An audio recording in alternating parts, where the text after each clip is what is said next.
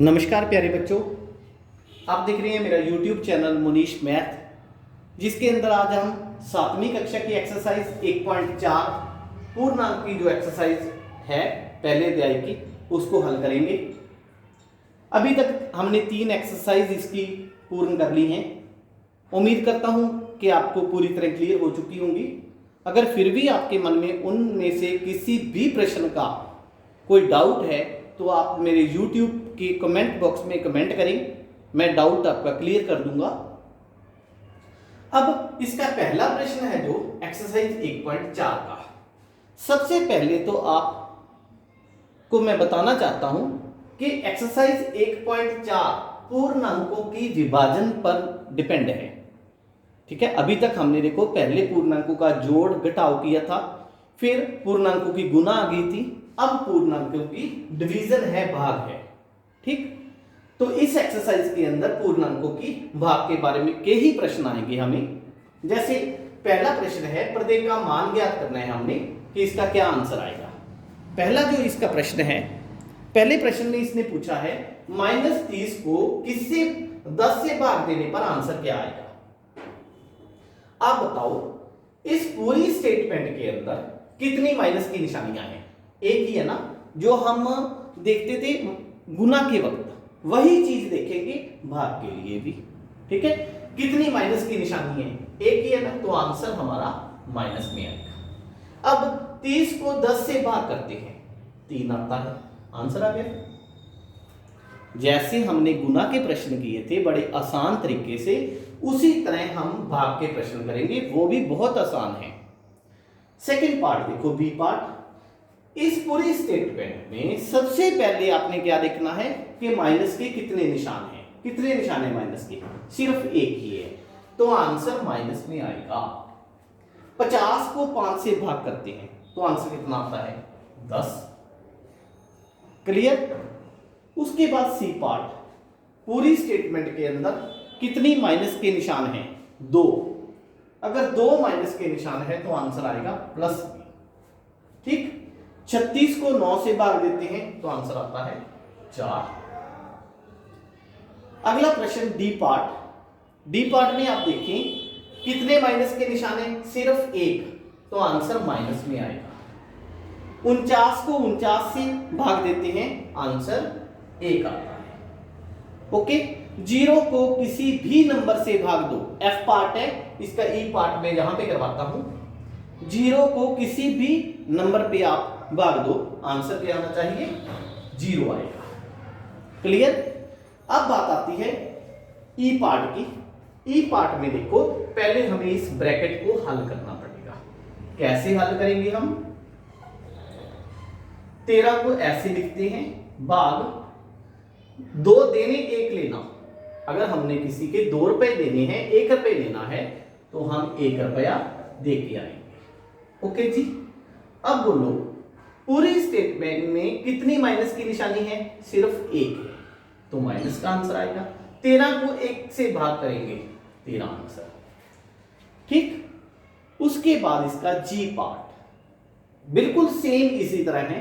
जी part भी हल, पहले हम इस ब्रैकेट को हल करेंगे, -31 वैसे ही आ जाएगा, भाग 30 देने, देखो यहां पे देखो आप, 30 देने 1 भी देना, दोनों देने हैं ना, तो 31 देने।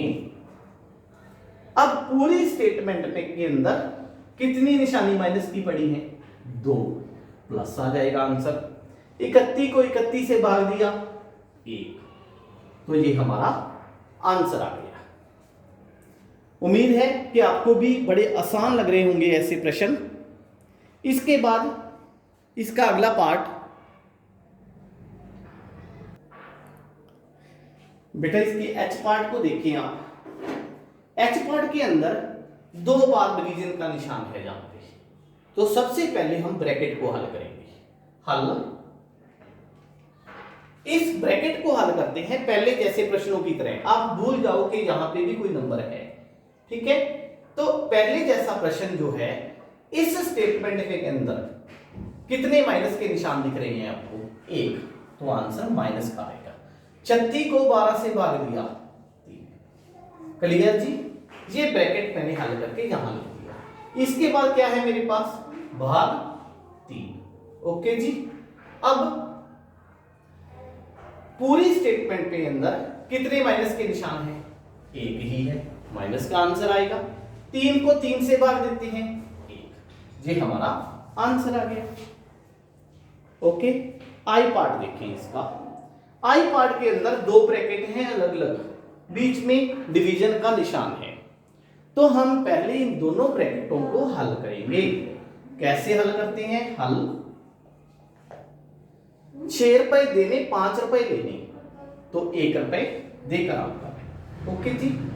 फिर भाग का निशान, 2 रुपए देने 1 रुपया लेना, यहां पे देखो 1 रुपया यहां भी देके आऊंगा मैं, ठीक, क्योंकि यहां प्लस माइनस के निशान है तो देने लेने के प्रश्न बन जाएंगे, प्लस माइनस के प्रश्न बन जाएंगे, बीच में निशानी भाग की।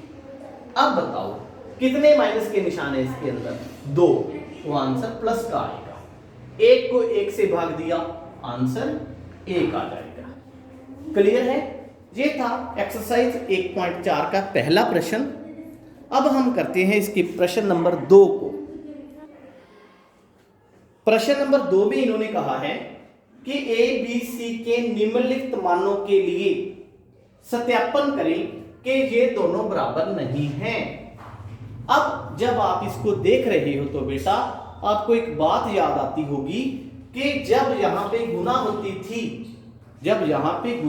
थी, तब हम क्या करते थे, पहले ए को बी के साथ, ठीक, फिर ए को सी के साथ, ऐसे करते थे ना।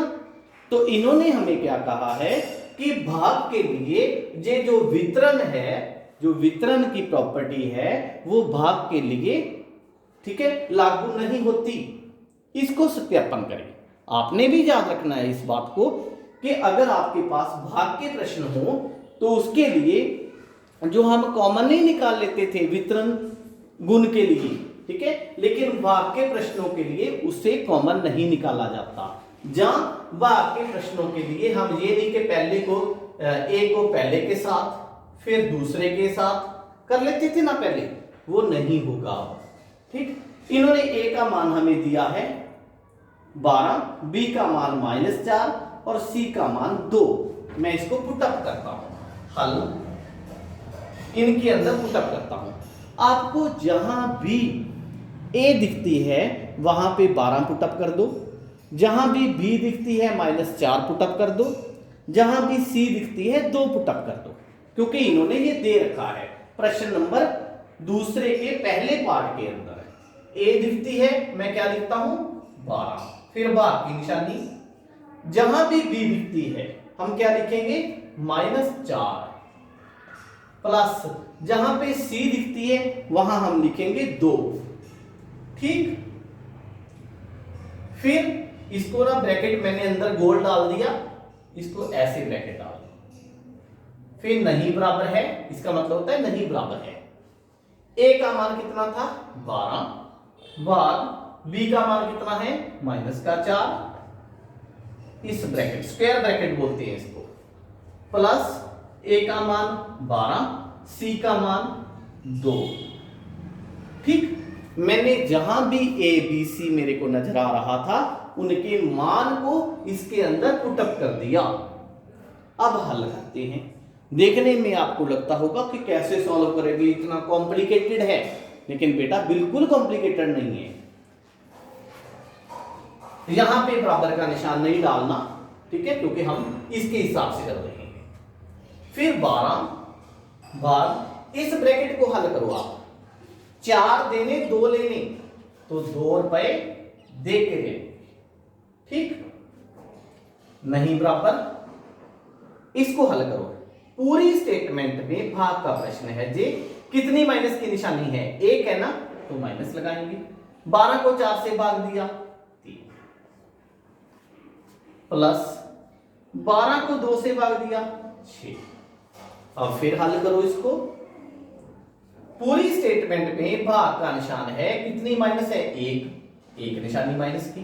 12 को 2 से भाग दिया 6, नहीं बराबर है, -3 + 6, 6 रुपए लेने 3 रुपए देने, तो 3 रुपए लेकर आए। दोनों बराबर आए? नहीं आए, इसलिए सत्य है। आप कहोगे किस चीज को सत्य बोल रहे हो? सत्य ये है कि इसके अंदर वितरण की प्रॉपर्टी नहीं लग सकती, ये सत्य है। फिर इसका सेकंड पार्ट वो आप खुद हल करोगे इसको, ठीक है। थोड़ी सी प्रैक्टिस के लिए मैं कुछ प्रश्न आपके लिए छोड़ रहा हूं। पूरी एक्सरसाइज में से एक आधा प्रश्न ही कहता हूं कि आपने करना है, तो बेटा उसको पूरी ईमानदारी के साथ, लगन के साथ करके देखना है। उसके बाद प्रश्न नंबर 3,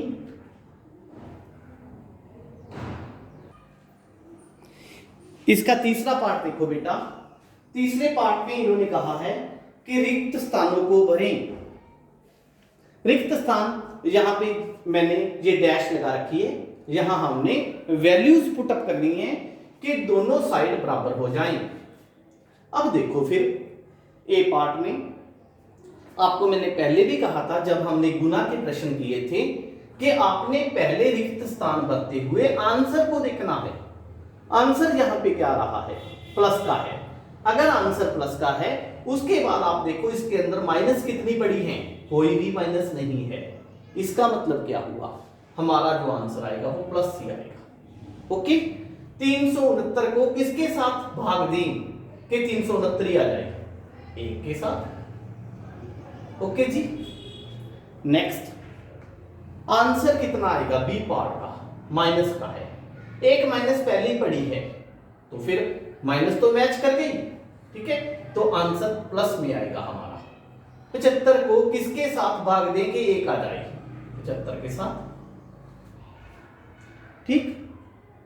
सी पार्ट 206 है, आंसर किसका है? प्लस का है। एक माइनस पड़ी है, एक मेरे को लगानी पड़ेगी। फिर देखो आंसर प्लस का आया है, एक माइनस पहले पड़ी है, एक मैं लगाऊंगा, माइनस माइनस प्लस हो जाएंगे। 206 को किसके साथ भाग दूं कि 1 आ जाए? 206 के साथ। ओके जी। डी पार्ट 87, ठीक है, आंसर प्लस का है, एक माइनस पड़ी है, एक माइनस लगानी पड़ेगी क्योंकि माइनस माइनस प्लस हो जाएगा। 87 को किसके साथ भाग दूं कि 87 आ जाए? 1 के साथ। ई पार्ट देखिए आप, आंसर माइनस का है, यहां पे कोई भी निशानी माइनस की नहीं है, तो मेरे को लगानी पड़ेगी। किस संख्या को 1 से भाग देने पर 87 आएगा? 87 को। ये तो सिंपल सी बात है। अब आंसर निशानी माइनस की है, मेरे पास कोई माइनस नहीं है, तो माइनस लगाऊंगा। किसको 48 से भाग देके 1 आ जाएगा? 48 को 48 से भाग देके 1 आ जाएगा। ओके जी। फिर है जी पार्ट, इसके 20 है, तो आंसर है माइनस का, कोई भी माइनस यहां पे नहीं पड़ी, तो मैं यहां पे माइनस लगा दूंगा। 20 को किससे भाग दूं कि 2 आ जाए? 10 से। ओके, अब देखो आंसर माइनस का है, ठीक है, मेरे पास माइनस नहीं है, तो मैं माइनस लगा दूंगा। किसको 4 से भाग देने पर 3 आएगा? 12 को। 12 को 4 से भाग देते हो तो आंसर कितना आता है?